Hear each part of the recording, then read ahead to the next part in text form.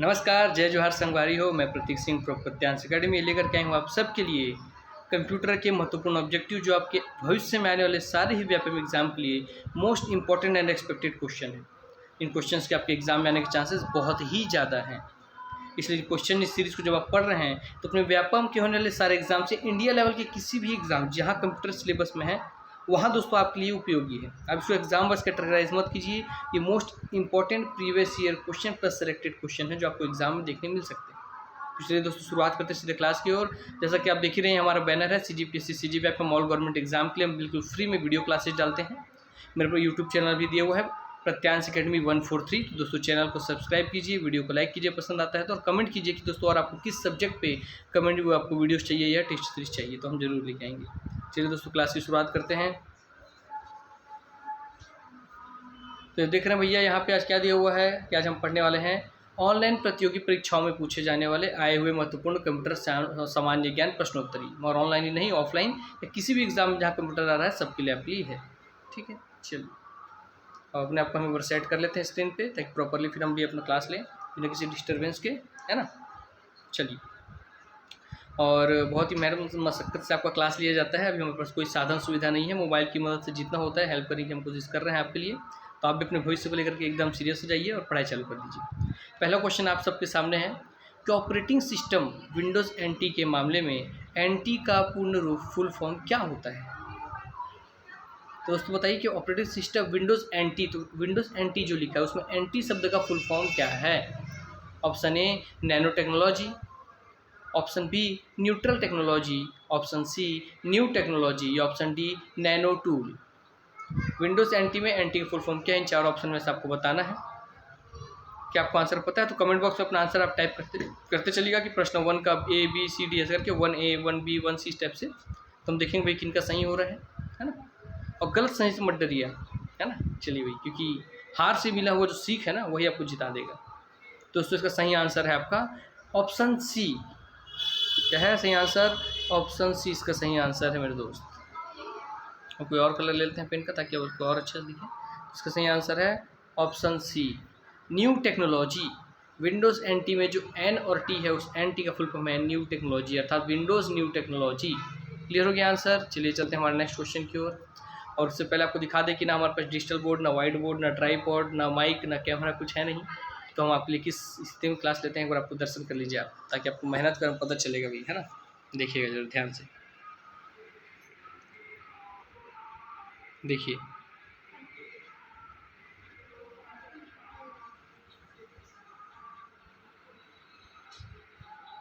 तो मैं बड़ा हो गया, मुझे अपने आप को बड़ा नहीं करना है।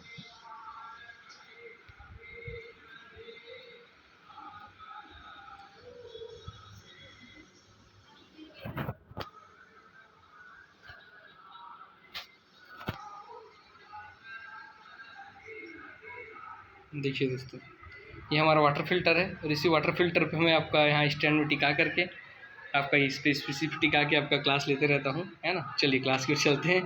बस ये मैं इसलिए दिखाना चाह रहा हूँ ताकि आप मेरी मेहनत को सराहें और मैं आपकी मेहनत को सराहूँ, और दोनों इस तरीके से एक दूसरे की मेहनत का कदर करते हुए साथ में मिल करके एक दूसरे के भविष्य की अच्छी उज्ज्वल मनोकामना के लिए हम दोनों साथ में सफ़र तय करें और आप अपने सिलेक्शन तक पहुँचें। चलिए नेक्स्ट क्वेश्चन की ओर हम चलते हैं बिना समय व्यर्थ।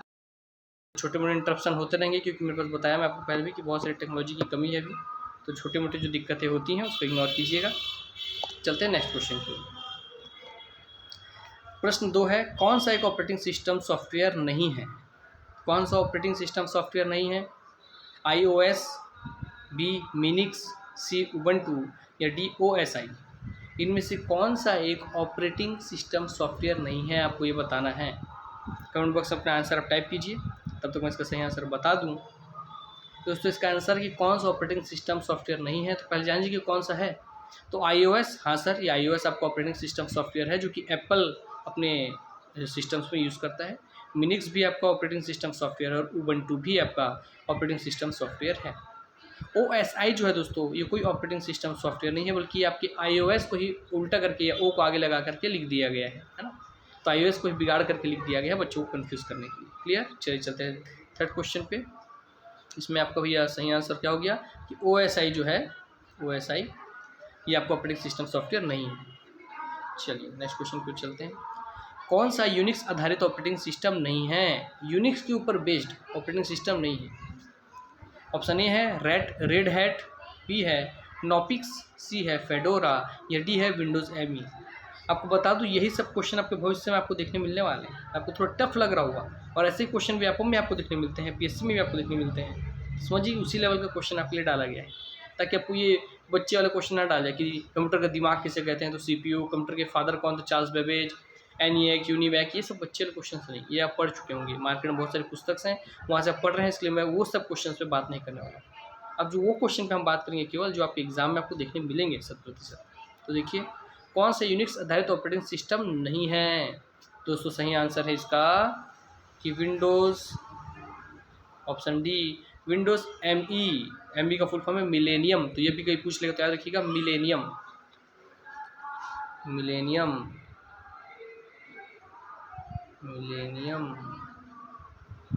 ये आपके इस ME का फुल फॉर्म है मेरे दोस्त, ठीक है।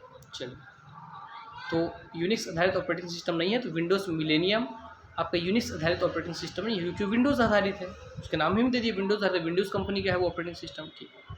बाकी रेड हैट, नॉपिक्स और फेडोरा ये यूनिक्स आधारित हैं, ये भी याद रख लीजिएगा, क्वेश्चन ऐसे भी पूछ सकते हैं। चलते हैं नेक्स्ट क्वेश्चन की ओर सीधा हम लोग, बिना समय व्यर्थ किए।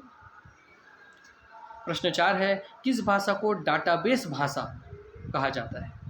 आप क्वेश्चन देख रहे हो तो आपको लग रहा हो कि हाँ लेवल है सर क्वेश्चन, कोई क्वेश्चन ऐसे मजाक में नहीं लाया गया। तो किस भाषा को डाटाबेस भाषा या डाटाबेस लैंग्वेज कहा जाता है? Option A SQL, B PHP, C Java, या डी पाइथन। सही आंसर दोस्तों इसका ए SQL।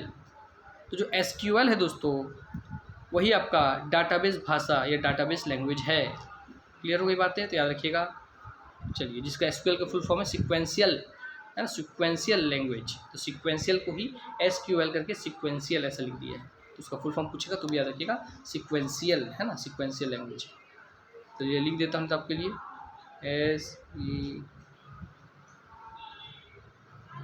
SEQUENTIAL sequential. इसी में S Q और L को ले लिया है तो SQL बन गया। क्लियर हुई बातें? चलिए चलते हैं नेक्स्ट क्वेश्चन पे बिना समय व्यर्थ किए। प्रश्न 5 कौन सी लैंग्वेज इंटरप्रिटेशन आधारित नहीं है? इससे आपको देखिए एग्जाम की तैयारी भी आपकी होगी कि आप जो हड़बड़ा क्वेश्चन पढ़ते हैं लास्ट के शब्द को देखना भूल जाते हैं कि है नहीं है क्या लिखा है। एग्जामिनर उसी में खेलता है, इसलिए क्वेश्चन वैसे ही डाले गए हैं ताकि अभी से आपको आदत हो जाए, आपका साइकोलॉजिकल ब्रेन है वो ऐसे ही प्रिपेयर्ड हो जाए, है ना, क्योंकि प्रैक्टिस मेक्स मैन परफेक्ट। तो कौन सी लैंग्वेज इंटरप्रिटेशन आधारित नहीं है? तो वह दोस्तों आपके बताइए C++, जावा, VBS स्क्रिप्ट, VB स्क्रिप्ट, या डी जावा स्क्रिप्ट। दोस्तों सही आंसर है कि लैंग्वेज इंटरप्रिटेशन आधारित नहीं है, वो है दोस्तों आपका ऑप्शन सी। VB स्क्रिप्ट आपका लैंग्वेज इंटरप्रिटेशन आधारित नहीं है। सर लैंग्वेज इंटरप्रिटेशन क्या होता है? अरे भैया जिसको आपको उस लैंग्वेज को कन्वर्ट करना पड़े मशीनी लैंग्वेज में, जैसे C++, जावा स्क्रिप्ट, इन सब को कंप्यूटर को काम करने के लिए आपको मशीन लैंग्वेज में कन्वर्ट करना पड़ता है, अर्थात किसी न किसी इंटरप्रेटर की आवश्यकता पड़ती है। मगर VBS स्क्रिप्ट आपका इंटरप्रिटेशन लैंग्वेज है ही नहीं, वो सीधा मशीन लैंग्वेज के रूप में यूज़ हो जाता है। क्लियर हो गई बातें? चलिए, बाकी C++, जावा स्क्रिप्ट सब आपके इंटरप्रिटेशन लैंग्वेज है। आगे बढ़ते हैं। इस सब क्वेश्चन बनेगा, जो डिस्क्रिप्शन में बोल रहा हूँ उससे भी क्वेश्चन बनेगा, है ना। और कंप्यूटर में कोई भी ऐसा टॉपिक जो आपको बहुत टफ लगता हो कि सर रजिस्टर, कैचे, सी आपका हार्ड डिस्क, रोम, किस में सबसे ज़्यादा फास्ट मेमोरी कौन सी है, ऐसा कुछ भी क्वेश्चन। रैम क्या होता है सर, रोम क्या होता है सर, प्राथमिक क्यों बोलते हैं, द्वितीय क्यों बोलते हैं, स्थायी क्यों, अस्थायी क्यों, सर बूटिंग क्या होता है, बूटिंग होता कैसे है, कुछ आंखों से हम दिखा दूंगा। तो वैसा अगर कुछ चाहिए होगा आपको थ्योरी क्लास तो भी आप कमेंट में मैसेज कीजिएगा, तो कोशिश करूँगा वैसा लाने का। हालांकि ऐसे सेटअप के साथ पॉसिबल तो नहीं है, मगर कोशिश किया जाएगा। अगर मैसेज कीजिएगा आप, कमेंट कीजिएगा। चलिए चलते हैं नेक्स्ट क्वेश्चन पे। कोबोल भाषा को खालिस्तान के लिए डिज़ाइन किया गया था। ए बिजनेस एप्लीकेशन के लिए, बी सिस्टम प्रोग्रामिंग के लिए, सी एम्बेडेड एप्लीकेशन के लिए, या डी डाटा एप्लीकेशन के लिए। तो कोबोल भाषा को दोस्तों आपका डिज़ाइन किया गया था, सिंपल आंसर है ए बिजनेस एप्लीकेशंस के लिए। और इसको कोई बार पूछा भी है, कि बताइए बिजनेस के लिए सबसे उत्तम लैंग्वेज कौन सा है, बिजनेस एप्लीकेशन के लिए सबसे उत्तम लैंग्वेज कौन सा है, ऐसे अलग अलग घुमा के पूछते। बिजनेस शब्द जहाँ आया वहाँ अगर लैंग्वेज पूछा तो सीधा कोबॉल ही होगा, क्योंकि कोबॉल का फुल फॉर्म ही है कॉमन बिजनेस ओरिएंटेड लैंग्वेज। क्या देखिए, कॉमन बिजनेस ओरिएंटेड लैंग्वेज। ठीक है, CO का हो गया कॉमन, B का हो गया बिजनेस ओरिएंटेड लैंग्वेज या कॉमन बिजनेस लैंग्वेज, आप ऐसे भी समझ सकते हैं। कॉमन बिजनेस ओरिएंटेड लैंग्वेज इसका फुल फॉर्म है, जो कि एग्जाम पूछ सकता है। फिलहाल आगे बढ़ते हैं, B4 इसी B4 बिजनेस है आपका। ठीक है, चलिए नेक्स्ट क्वेश्चन भी चलते हैं। खालिस्तान प्राप्त करने की प्रक्रिया को डोमेन नेम रिजोल्यूशन कहते हैं। अब देखिए बहुत ही अच्छी क्वेश्चन है ये कि भैया डोमेन नेम रिजोल्यूशन कहते किसे हैं, किस चीज़ को प्राप्त करने की प्रक्रिया को डोमेन नेम रिजोल्यूशन कहते हैं। Option A domain name IP को, option B domain name MAC4 को, या सी डोमेन नेम ISP को, इंटरनेट सर्विस प्रोवाइडर ISP का फुल फॉर्म होता है, ये भी लिख लीजिएगा, या डोमेन नेम CSP को, कॉमन सर्विस प्रोवाइडर। ठीक है, और डोमेन नेम IP मतलब इंटरनेट प्रोटोकॉल, IP का फुल फॉर्म, ISP का इंटरनेट सर्विस प्रोवाइडर, CSP का कॉमन सर्विस प्रोवाइडर। तो सही आंसर इसका कि डोमेन नेम रिजोल्यूशन कहते हैं आपके डोमेन नेम IP को प्राप्त करने की प्रक्रिया को। तो डोमेन नेम IP जब आप प्राप्त करना चाह रहे हैं तो उस पूरे प्रक्रिया को, जब आप डोमेन नेम IP प्राप्त कर रहे हैं उस प्रक्रिया को कहेंगे domain name resolution.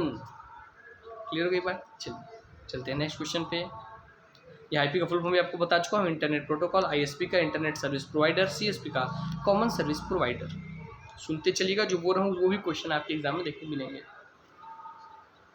Pretty good privacy का प्रयोग, प्रिटी गुड प्राइवेसी का प्रयोग खालिस्तान हेतु किया जाता है। ए ईमेल प्रोटेक्शन के लिए, बी एंटीवायरस के लिए, सी फिशिंग अटैक के लिए, या डी वेब जैकिंग के लिए। ये सारे क्वेश्चन सेलेक्टेड हैं, आपके एग्जाम में आने वाले समय में ऐसे ही क्वेश्चंस मिलने वाले हैं। इतने आसानी से आपको नौकरी नहीं मिलने वाली है ना, उसी जमाने मत रहिए। सही आंसर है कि प्रिटी गुड प्राइवेसी का प्रयोग जो हम करते हैं उसको करते हैं ईमेल प्रोटेक्शन के लिए। ठीक है, रट लीजिए सब क्वेश्चंस कि प्रिटी गुड प्राइवेसी का प्रयोग हम करते हैं ईमेल प्रोटेक्शन के लिए, क्योंकि सबसे ज़्यादा आपकी ईमेल के थ्रू ही हमारे कंप्यूटर में वायरस, आपके ट्रोजन हॉर्सेस या और भी कोई जो आपके हैकर्स हैं वो अटैक कर सकते हैं। इसलिए ईमेल प्रोटेक्शन के लिए प्रिटी गुड प्राइवेसी का प्रयोग किया जाता है। अब याद रहेगा आपको। चलिए क्वेश्चन 9 है, ISO के OSI संदर्भित मॉडल में खालिस्तान लेयर होती है। तो ISO के OSI संदर्भित मॉडल में खालिस्तान लेयर होती है। 3 लेयर, ऑप्शन ए 3 लेयर होती है, ऑप्शन बी 4 लेयर होती है, ऑप्शन सी 7 लेयर होती है, ऑप्शन डी 5 लेयर होती है। क्वेश्चन तो दोस्तों ब्रिलियंट है, उसमें कुछ सोचने की बात ही नहीं, एकदम एग्जाम ओरिएंटेड है। दोस्तों संदर्भित मॉडल में लेयर होती है, आंसर सही है आपका C7 लेयर्स। कि ISO के OSI संदर्भित मॉडल में 7 लेयर होती है। क्लियर हो गई बात है? चलिए आगे बढ़ते हैं, सब याद रखते चलिएगा। Question 10, IP version 6 Khalistan bit protocol होता है। तो IP वर्जन जो 6 है वो कितने बिट का प्रोटोकॉल होता है?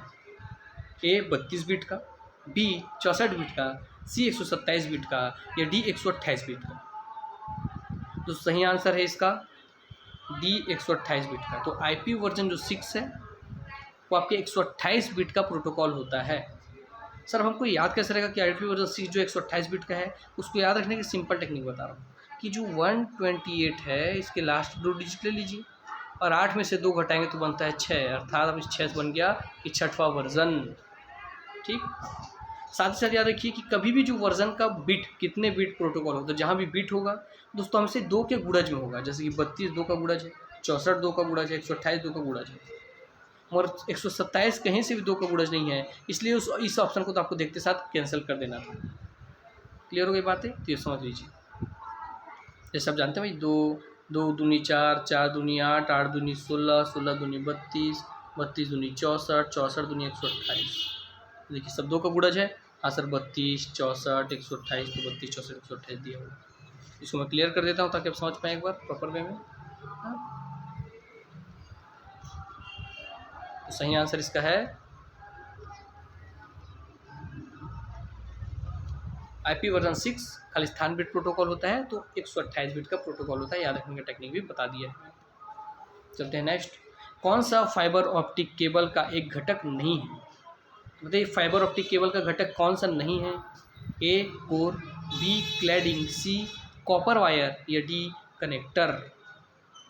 तो फाइबर ऑप्टिक केबल का कौन सा घटक नहीं है? तो सही आंसर है इसका कॉपर वायर। कॉपर वायर इसमें नहीं होता है। इसका दोस्तों जो फाइबर ऑप्टिक केबल होता है इसमें कोर होता है, क्लैडिंग होता है, कनेक्टर होते हैं। ठीक, कॉपर वायर नहीं होता है। ठीक, चलिए आगे बढ़ते हैं। कंप्यूटर गेम खेलने हेतु प्रयुक्त किया जाने वाला एक इनपुट डिवाइस है। तो कंप्यूटर गेम खेलने के लिए कौन सा इनपुट डिवाइस प्रयोग किया जाता है? ये तो सब बच्चा जानता है, इसलिए मैं एक यूजी क्वेश्चन डाला भी था ताकि थोड़ा सा माइंड अप लगे कि हाँ मुझे भी कुछ आता है ना भाई। तो चलिए आपको आता होगा इसका आंसर, और जिसको नहीं आता भाई तो आप कंपटीशन दुनिया से बहुत दूर हैं, ये भी जान लीजिए। आपको अथक परिश्रम क्या हो सकता है। ये है भैया जॉयस्टिक, है ना। चलिए आगे बढ़ते हैं। जॉयस्टिक वह उपकरण है जो कि गेम खेलने के काम आता है। कंप्यूटर के कीवर्ड पर F1, F2 आदि के रूप में लेबल की गई कुंजियों को खालिस्तान कहते हैं। फिर इजी क्वेश्चन। ए न्यूमेरिक कीज कहते हैं, बी फंक्शनल कीज कहते हैं, सी फिक्स्ड कीज कहते हैं या डी फ्लिकरिंग कीज कहते हैं। दोस्तों इसका सही आंसर है कि कंप्यूटर में जो ऊपर में दिया रहता है F1, F2 करके, वो सारे के सारे आपकी होती हैं फंक्शन कीज। ठीक है, चलिए इस फंक्शन कीज से क्वेश्चन लाने का उद्देश्य क्या था कि एक तो आपको लगा कि हमारे भी कुछ पढ़ा हो, दूसरा उद्देश्य ये था कि फंक्शन कीज जरूर पढ़ के जाइएगा। आपके एग्जाम में क्वेश्चन हर बार देता है, तो F1 में क्या है, F2 में क्या है, F3 में क्या है, सब चीज़ को अच्छे से रट के जाइएगा, वही काम आएगा। मैंने बता दिया कहाँ से क्वेश्चन आएगा एग्जाम में। चल आगे बढ़ते हैं। कंप्यूटर सिस्टम के संदर्भ में ALU शब्द का फुल फॉर्म क्या है? तो ALU भी आप जानते हैं कि sir arithmetic and logic unit, इसका फुल फॉर्म है arithmetic and logic unit. Sir इस ALU का प्रयोग क्यों करते हैं? तो सर अर्थमेटिक नाम सब में दिया, अर्थमेटिक अर्थात गणितीय गणनाओं के लिए। कंप्यूटर सिस्टम में ALU जो होता है वो गणितीय रीजनिंग कैलकुलेशंस के लिए इसको प्रयोग करता है। किसके लिए? मैथमेटिकल कैलकुलेशंस के लिए। मैथ्स लिख दो हूँ, मैथमेटिकल कैलकुलेशन दोस्तों इस ALU का प्रयोग किया जाता है, अर्थमेटिक एंड लॉजिकल यूनिट का। ठीक, चलिए आगे बढ़ते हैं। निम्नलिखित में से कौन सा कथन गलत है? ऑप्शन 1 डिजिटाइजर, ऑप्शन 2 कीबोर्ड की एरो कीज की तुलना में माउस के जरिए कर्सर को छोड़िए। फिर से पढ़िए, निम्नलिखित में से कौन सा एक कथन गलत है बताना है। तो ऑप्शन 1 दिया हुआ है कि डिजिटाइजर एक इनपुट डिवाइस है। क्या डिजिटाइजर एक इनपुट डिवाइस है या नहीं है, आपको ये पता है तो सब चीज़ सही है। ऑप्शन 2 कीबोर्ड की एरो कीज की तुलना में माउस के जरिए कर्सर को तेज़ी से चलाया जा सकता है। तो बताइए दोनों में से कौन सा कथन गलत है? ऑप्शन दिया हुआ है ए केवल एक गलत है, बी केवल 2 गलत है, सी 1 और 2 दोनों ही गलत है, या डी न तो 1 गलत है और न ही 2 गलत है। दोस्तों इसका सही आंसर है, आपके लिए बता दूं मैं, डी, कि न तो 1 गलत है और न ही 2 गलत है। क्यों? क्योंकि दोनों ही कथन 100% सत्य है। डिजिटाइजर एक इनपुट डिवाइस है। डिजिटाइजर जो भी दोस्तों आप मैनुअली लिखेंगे अपने हाथ से, वो डिजिटल फॉर्म में आपके सिस्टम में चला जाता है, इसलिए उसका नाम है डिजिटाइजर, कि आपके लिखे हुए चीज़ों को उसने डिजिटल फॉर्म में आपके कंप्यूटर सिस्टम में डाल दिया, इसलिए डिजिटल फॉर्म में डाला, इसलिए डिजिटाइजर। क्लियर हो गया? और दोस्तों क्योंकि आपने लिखा और वो सिस्टम में गया, तो आपने इनपुट किया था ना, इसलिए इनपुट डिवाइस है। इनपुट मतलब आपने डाला, आपने पहले एक्शन लिया, वहाँ से प्राप्त नहीं किया, आपने उसमें कुछ डाटा डाला है, आपने डाटा डाला लिख कर। कीबोर्ड की एरो कीज की तुलना में आपको पता है कि भाई कीबोर्ड का अगर आप एरो की से कर्सर को भगाएंगे और माउस से भगाएंगे तो माउस से बहुत तेज़ी से आपका कर्सर मूव करता है। तो हाँ सर, बी भी सही है कि कीबोर्ड की एरो कीज की तुलना में माउस के जरिए कर्सर को तेज़ी से चलाया जा सकता है। चलिए आगे चलते हैं नेक्स्ट क्वेश्चन की ओर। JSP का पूर्ण रूप फुल फॉर्म क्या है? Java server pages, B Java servlet pages, C Java script pages, या डी जावा सर्विस पेज। बताइए भैया JSP का फुल फॉर्म क्या है? ये आप बहुत फुल फॉर्म रटे होंगे मगर JSP आपको फिर भी नहीं मिला होगा, मैं तो बता रहा हूँ, इसलिए अब एग्जाम में यही आएगा, रट लीजिए। तो सही आंसर इसका कि JSP का फुल फॉर्म है जावा सर्वर पेजेस। इस सर्वर में जो पेजेस होते हैं दोस्तों, आपको पहले पता है सर्वर पे हम जो भी हम गूगल वगैरह कोई पेज हम पढ़ते हैं देखते हैं, वो पेजेस दोस्तों जावा लैंग्वेज में ही लिखे जाते हैं। तो जावा लैंग्वेज में लिखे गए सर्वर पे उपलब्ध पेजेस होते हैं जावा सर्वर पेजेस। क्लियर? तो आपको पता भी चल गया इसका मतलब भी। इसलिए जीएसपी का फुल फॉर्म भी पता चाहिए। चलिए चलते हैं नेक्स्ट क्वेश्चन पे। खालिस्तान भाषा स्क्रिप्टिंग लैंग्वेज नहीं है। कीजिए एक और बेहतरीन क्वेश्चन कि कौन सी वह भाषा है, कौन सी वह लैंग्वेज है जो कि स्क्रिप्टिंग लैंग्वेज नहीं है। आंसर एकदम क्लियर है दोस्त, बताइए। Option A power shell, B JavaScript, C C plus plus, या डी वीबीएस स्क्रिप्ट या वीबी स्क्रिप्ट। इनमें से कौन सा जो है स्क्रिप्टिंग लैंग्वेज नहीं है। तो आंसर एकदम क्लियर दोस्तों कि इसमें से स्क्रिप्टिंग लैंग्वेज जो नहीं है, जो कि स्क्रिप्ट नहीं बनाया जाता इसका, वो है दोस्तों आपका C plus plus. C plus plus scripting language नहीं है। उसके अलावा पे पावर सेल, जावा स्क्रिप्ट या वीबी स्क्रिप्ट, क्योंकि देख नाम में दिख रहा है वीबी स्क्रिप्ट माने स्क्रिप्टिंग लैंग्वेज, जावा स्क्रिप्ट माने स्क्रिप्टिंग लैंग्वेज, पावर सेल बस आपको ध्यान रखना कि पावर सेल भी स्क्रिप्टिंग लैंग्वेज है, सी प्लस प्लस नहीं है। ठीक, इसलिए कोई स्क्रिप्ट नहीं लिखना होता है, इसका एक फिक्स फॉर्मेट है, उसी फॉर्मेट में काम करना होता है। चलते हैं नेक्स्ट क्वेश्चन की ओर। कंप्यूटर सिस्टम के संबंध में सीपीयू का पूर्ण रूप क्या है। तो कंप्यूटर सिस्टम के संबंध में सीपीयू का पूर्ण रूप है सेंट्रल प्रोसेसिंग यूनिट। बचपन से आप पढ़ते आ रहे हैं, रटते आ रहे हैं, तो दिक्कत की बात नहीं है ना। तो सेंट्रल प्रोसेसिंग यूनिट, केंद्रीय प्रसंस्करण इकाई हिंदी में। चलिए नेक्स्ट क्वेश्चन की ओर चलते हैं भैया। इसे कंप्यूटर का दिमाग कहा जाता है और कंप्यूटर का दिल कहा जाता है मदरबोर्ड को। तो कंप्यूटर का दिमाग सीपीयू को, कंप्यूटर का दिल मदरबोर्ड को। क्वेश्चन 19, दिए गए विकल्पों में से उनके डाटा परसिस्टेंस विशेषता आधार पर विषम भिन्न विकल्प का चयन करें। तो आपको भैया अलग चीज़ को छांटना है, किस आधार पर छांटना है, डाटा परसिस्टेंस विशेषता के आधार पर। तो लोगों को ये नहीं पता डाटा परसिस्टेंस क्या होता है, तो एग्जाम में यही होगा, आपको पता ही नहीं होगा क्या कहना चाह रहा है, और एग्जाम में क्वेश्चन आएगा आपको अटेम्प्ट करना होगा। तो दिए गए विकल्पों में से उनके डाटा परसिस्टेंस विशेषता के आधार पर विषम या भिन्न विकल्प का चयन करना है। तो एस रैम मानी स्टैटिक रैम, बी हो गया आपका EPROM electronically programmable read only memory. Full form लिखते चलिएगा, फुल फॉर्म पूछता है।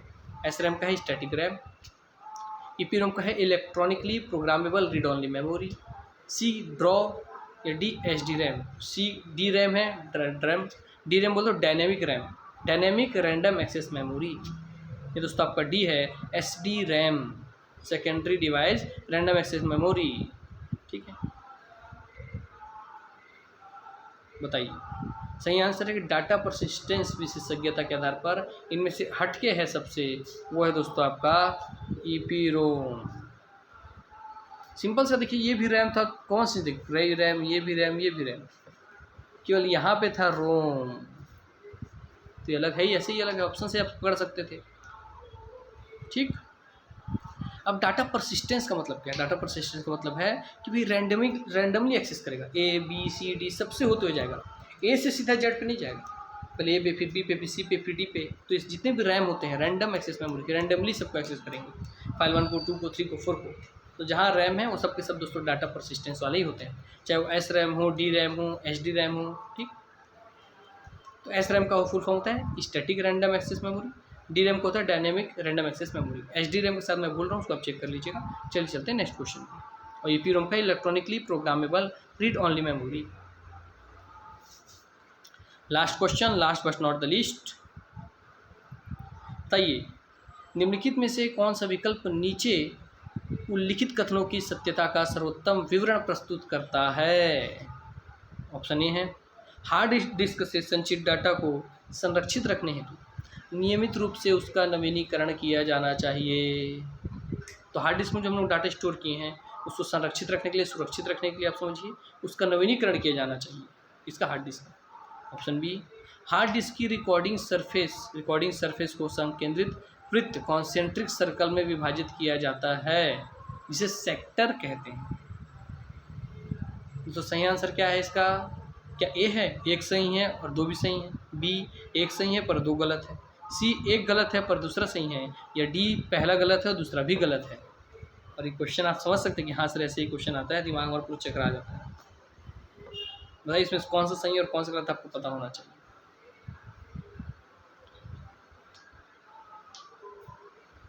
दोस्तों सही आंसर है कि आपका ना तो एक गलत ऑप्शन डी, ना तो पहला भी गलत है और दूसरा भी गलत है। अर्थात हार्ड डिस्क में संचित डाटा को सुरक्षित रखने हेतु नियमित रूप से उसका नवीनीकरण किया जाना चाहिए, ऐसा नहीं है।